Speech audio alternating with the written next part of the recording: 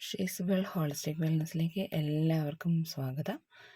ഇന്ന് താടാസനയാണ് പരിചയപ്പെടുന്നത്.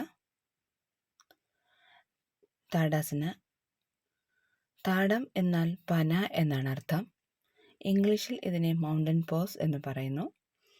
ഇനി താടാസനയുടെ ഗുണങ്ങൾ: ശരീരത്തിനെ ശരിയായ പോസ്ചറിലേക്ക് കൊണ്ടുവരാൻ സഹായിക്കുന്നു, വഴക്കം വർദ്ധിപ്പിക്കുന്നു, ശക്തി വർദ്ധിപ്പിക്കുന്നു, ശാരീരിക മാനസിക പിരിമുറുക്കം കുറയ്ക്കാൻ സഹായിക്കുന്നു,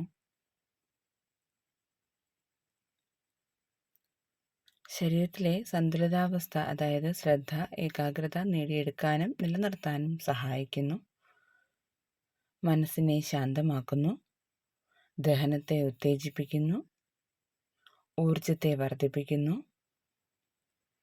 ഇനി താടാസന ചെയ്യുന്ന വിധം നോക്കാം.